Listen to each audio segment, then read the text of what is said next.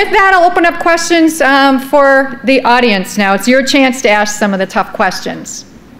The U.S. Department of Labor Statistics workforce projections through 2022 indicates very clearly that 70% of all new STEM occupations are in computing. 60% of all job openings between now and 2022 are in computing, computer science and information technology. Except for a couple of passing references, I didn't hear any comments about that. So I'd be interested to know what NACME is, how they're going to deal with it, and how any of the other organizations are going to deal with this. I think it's a real serious and significant issue. Thank you. Dr. McPhail? Historically, NACME has provided scholarships and support for students who major in computer science and also in computer engineering, when the computer science department or the computer engineering department is housed within a college of engineering. As a consequence, every year we have a percentage of graduates who earn degrees in computer science or computer engineering from a college of engineering. Now, we have recently been challenged by several of our NACME board companies who, like the speaker, are concerned about the growth opportunities in software engineering, who are hiring computer scientists, hiring computer engineers in larger numbers. And we are currently working with one of our NACME partner universities in an effort to provide the NACME scholarship outside of the College of Engineering in a college that provides computer science majors. And we're looking at that as a kind of pilot. We want to see how that goes, because what we're thinking about as we move to the future, enlarging the scope of the scholarship possibilities to include a more deliberate effort in computer science and computer engineering and software. So we're addressing that issue. It's good to hear. I would like to add one comment to that. There's been a sea change in that area. The Accreditation Board for Engineering Technology, or known as Abbott, which accredits all engineering technology, now accredits all computer science programs, and also is accrediting all information technology programs. So now they've been pulled in underneath. So we've seen a huge explosion, not just in computer science, but in software engineering degree programs, computer engineering, information engineering programs. So the computing stuff is it's almost become very embedded in everything. There's been a huge change in the accreditation process. So now it really is part of the STEM on it. So that's been, and it's also at the National Academy of Engineers has recognized that also. If I could just add one piece to that also. There is a real challenge in K-12. And that our colleague that Joe Kamuck just talked about, he asked us all as a group, and I appreciate the comments from post-secondary and from NACME. But there are a very dwindling number of computer science teachers, a dwindling number of offerings in K-12 around computer science. And this is a very, very serious issue for the numbers he said, and also for the same problem-solving skills that our kids learn in their engineering classes. They learn, and they learn using the tools that they use every day to communicate their iPhones and all that. You know, learning, we often would tell kids that, you know, anybody can use the iPhone. Not everybody knows how it gets programmed, how it gets put together. Not everybody can design the next one. And so I think there's a challenge in K-12 for us to figure out how to resolve that so our young people are actually prepared for the opportunities in higher ed. Absolutely right. Over here. And my question is, are we willing to make that human investment to move the bar forward here in STEM? Thanks. I'll open that up to anybody on the panel here. You know, I couldn't agree more. Of course, mathematics is important when you're applying it to the basics, but what I found at Case was the math that we used in calculus, we applied to electric, optic, magnetic properties of materials, magnetic fields. We used it in physics, both classical physics and quantum mechanics. We later used it in the more advanced computing classes, programming structures, and the various languages that they offered at Case. And then also in graduate school in the economics program, statistics and modeling how the economy works. So math is beyond just engineering. It's the foundation of how things work in the universe. So I don't know if we should change the name or change the focus, but understand that doing well in math will be the platform that you'll use everywhere. Bart, you'll love a great book I just read from the Smithsonian called How Math Explains the World. So yeah, you're right. It's very true. Phyllis?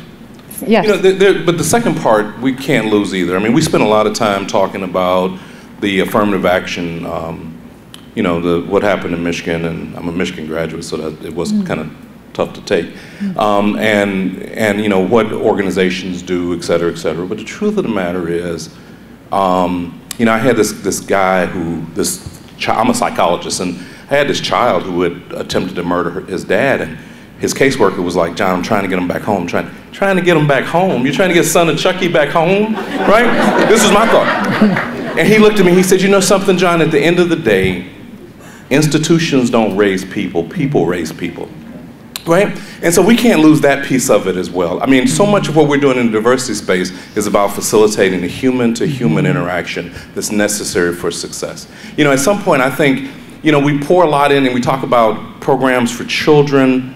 I'm just wondering if programs for parents don't make sense at some point to enable them. I mean, I'm assuming that the commitment that parents have made here to be standing by their children at this event is probably directly related to their academic attainment. And I just think it's that challenge around how do we get our children connected to people that can help their academic attainment, I think is really the key to it. We'll have all of the programs and we'll have our internships and everything else. We've got to get our kids to the door. And it's people that are going to shepherd our children to the door at the end of the day. Great point. If I may add to that as well, I completely agree with your last point. We had a Milwaukee Succeeds leadership table meeting last month, and we were talking about these larger systemic issues that we're working on and partnerships. And as I was listening to them, and I'm a process engineer myself, I'm imagining this is all very important and we need to continue to work in this space, but it will take years and years and years and years before we get there. And in the meantime, we have children in classrooms today who need somebody to mentor and guide them. And the more we can do right away, and I'm sure everyone here, we have our volunteer programs where we have people mentoring kids every day, but the more we can do to make sure that every child who needs a mentor has a mentor in Milwaukee, the more we need to work in this space. And it's not something that can wait 5 years. We need to figure out a way to do that today. And I know there is some fantastic work that Big Brothers, Big Sisters are doing. They're launching their Mentor 2.0 program. We're working on recruiting more people to work in that space. It's a little more accessible. It allows online and in-person interaction and sort of structured around schoolwork. But fundamentally, we need to think about making sure every child who needs a mentor has a mentor today. Thank you. Next question. Boy, that's a good segue into my question. My name is Kevin Ezra, and I'm here as a parent today. I have a rising sophomore here at Dominican High School. Anyway, we talked about process engineering, we've talked about computer engineering, we've talked about there's biomedical engineering, so many different kinds of engineerings out there that, and a lot of our kids don't know what they do. And someone alluded to earlier that, you know, we have people that are finishing college and not being interested in engineering or think that I'm interested in engineering.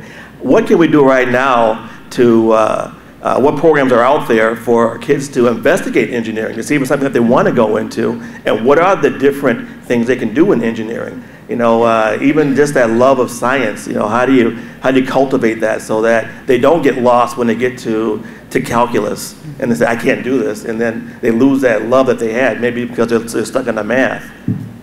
Well, I can take a shot at that, and this is not a setup. My colleague to the left and my colleague to the right talked about Project Lead the Way, and I have to completely disclose MSOE is the lead affiliate school for the state of Wisconsin for Project Lead the Way from K to 12 for engineering and biosciences.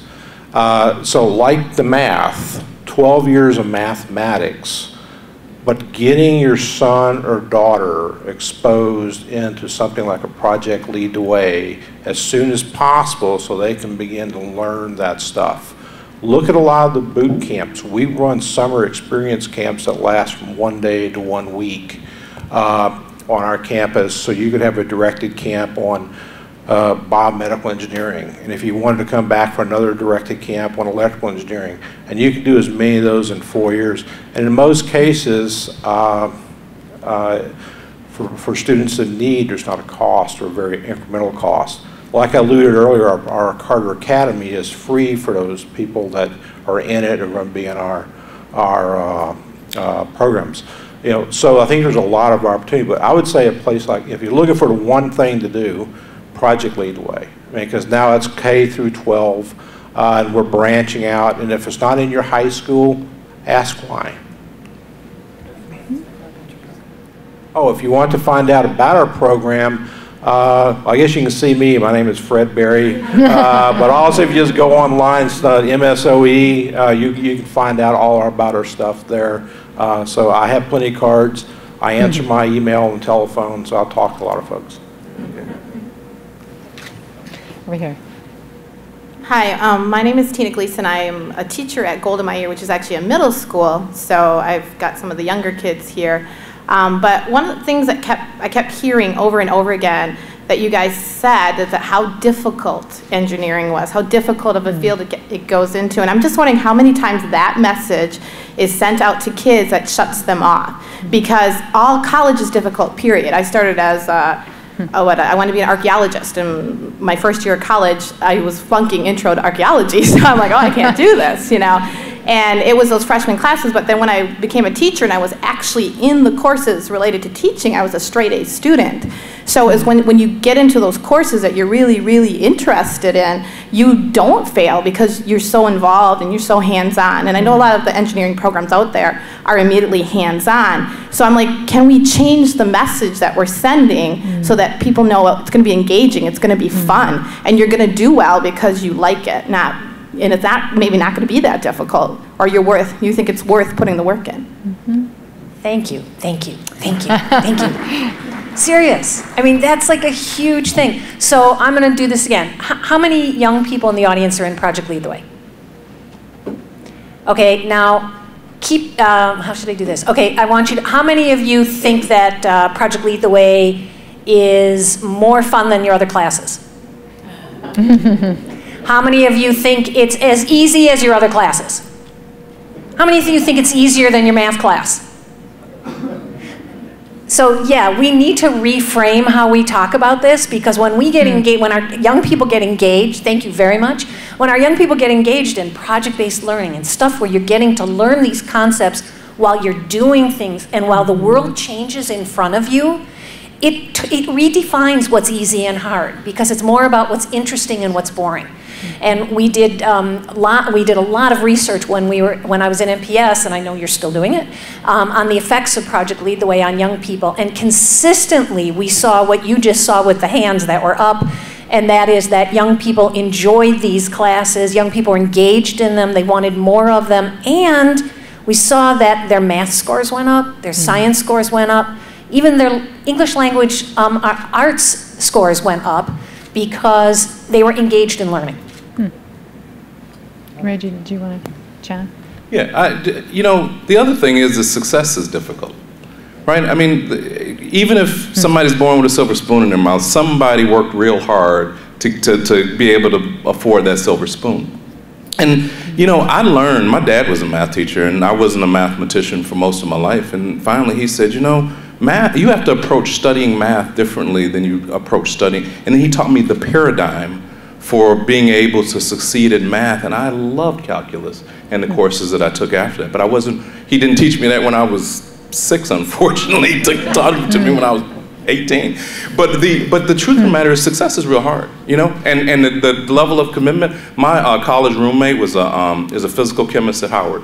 And he and I used to joke that when we were studying for our finals, we would never do all-nighters. So 5 minutes before the sun rose, both of us, but he's studying chemistry, and I'm pursuing my dreams. You talked about imagination. I'm pursuing my dreams, and every bit, and we had to put in the same amount of effort to get to the same place in our lives. So I really agree with you fundamentally. And it's a message around life skills and success and attainment that we need to really start communicating differently about, especially to our underrepresented.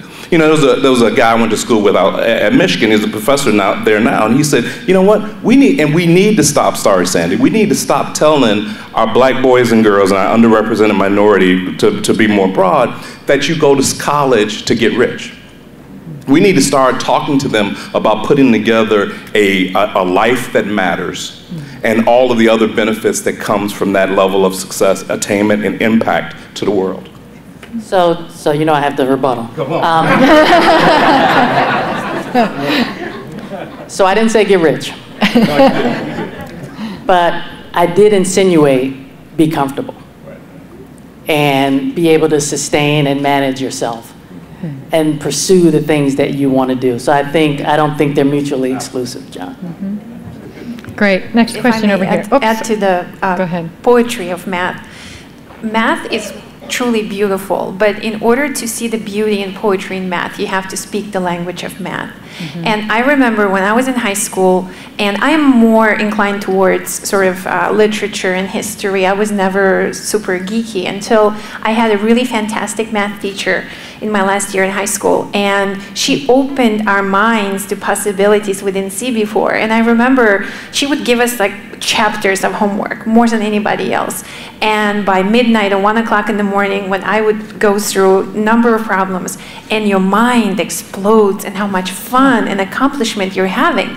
But so that in itself, forget even what you can do with it, but when your mind expands and when you're having so much fun because you're solving these complex problems and you're really enjoying it and you're beginning to see the beauty in it, it's more poetic than any music and any poetry, anything you can imagine. But in order to get there, you have to learn the language. And having teachers and mentors who can open that door for you is a fantastic, fantastic thing to have in life. That's called flow. It's a great experience. Next. Where do some of these students go to try to find those opportunities? I know a couple of panelists mentioned go online, go to the universities. I'm wondering if there's been discussion locally about kind of a clearinghouse for students and teachers to maybe go, where do I find these programs and where are they? Because it's quite difficult, at least I found it, to find these on my own. I'd take a quick shot. One of our sponsors, STEM Forward, and Rich, could you raise your hand? That's the man to go talk to about all the STEM stuff in the Southeast, Wisconsin and Wisconsin on that. So Rich, stand up again so all the students can see you. Rich Merkel, STEM Forward, that's an organization exactly for what you're talking about. It's kind of a clearinghouse on it, so that's your man. Yes. I'd also like to encourage the parents and the students to get on the NACME website. The NACME website has some very, very useful information for them, including the answer to the question of, you know, engineering schools, where are they, financial aid, and the like. www.nacme.org. Excellent, thank you. Can I just add one more thing to that? We also, in Milwaukee Public Schools, we have 2 college access centers, which are actually open to students in Milwaukee who go to any school. And really at the college access centers, these are open at night, on the weekends, where families can come together and do research around colleges and programs that are available. So our Sharnissa Dunlap Parker is in the back, and you wave.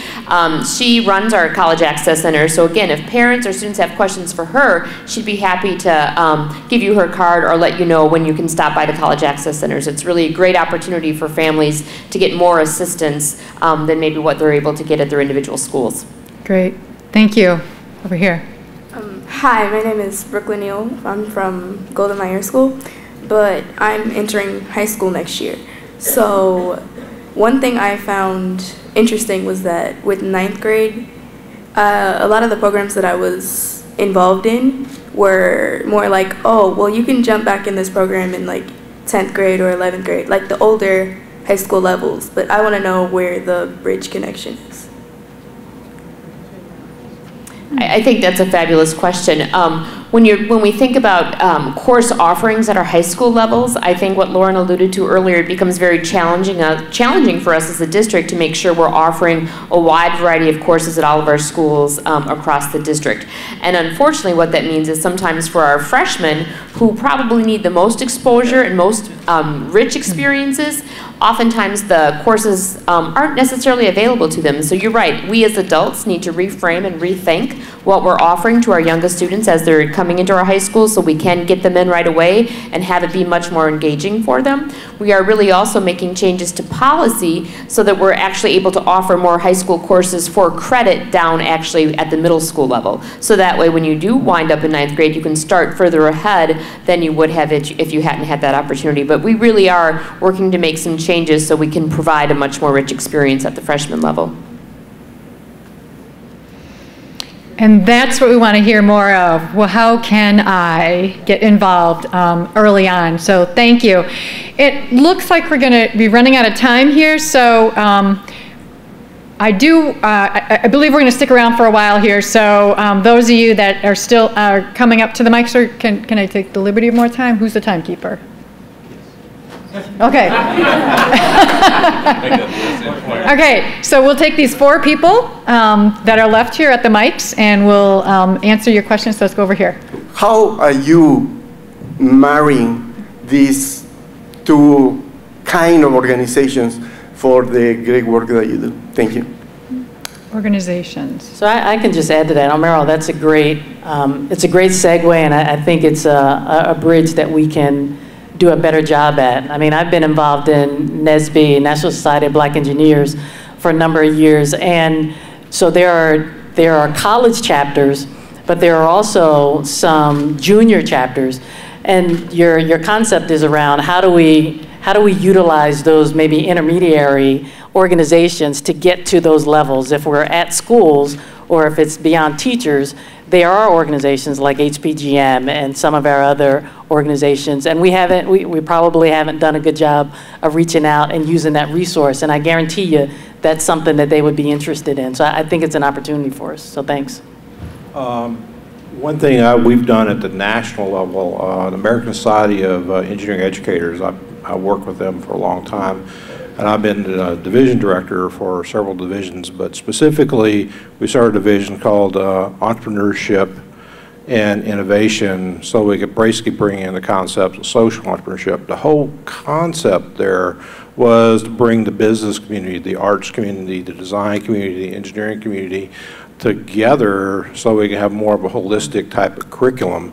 And that's been fairly effective, and now entrepreneurship and innovation has been embraced by almost all the colleges and universities in the United States as a way. You see now partnerships between the business college, the arts college, the literature college, and engineering college in these. University of Maryland has an outstanding facility where they actually have a residence hall for these student entrepreneurs, and it's very good. So there's a lot of that type of stuff. So there's one example where we've used an organization to basically kind of make a change, and it's kind of gone down. Legislation that was recently passed in Michigan, how would that, I know it's being pondered here in Wisconsin as well, how would that affect the program for graduates here who are competing where we already have such a low graduation rate among minorities now?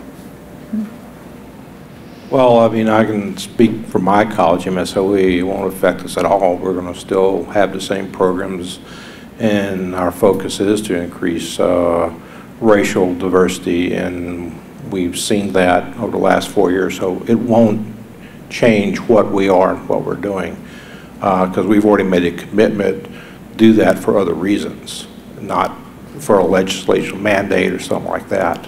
So from our standpoint, it won't. I mean, we've gone from like 5% racial diversity to 20% racial diversity across all the majors. We've gone from about 15% female to over 30% female. And we will continue to do that because it's, I mean, I'm putting pragmatically, it's good business for us. I mean, it really is. What are the next steps to solving this problem of the underrepresented groups being part of engineering and the information technology world? I think it's multifaceted, right? You need the corporate sponsors of NACME to offer up internships for the students. You need the universities to have early exposure programs at the junior high school and high school level. Absolutely. You need the parents to understand that this is doable. Make your child do the math and science homework.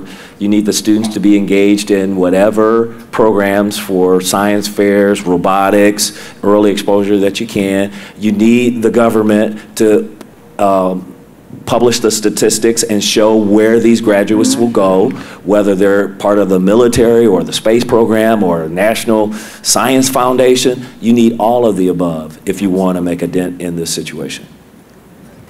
I would also, again, point to, I made a comment earlier, and the gentleman over here, look at what they're doing at WISAM. I mean, it's an NSF-sponsored center. With the amount of money done, they've taken the number of graduates in STEM, which are minority graduates, from 67 statewide to 130. But more importantly, they're beginning to fill the pipeline from people in majoring in STEM from about 500 to well over 800. And that's because of all the colleges and universities working together doing a little stuff.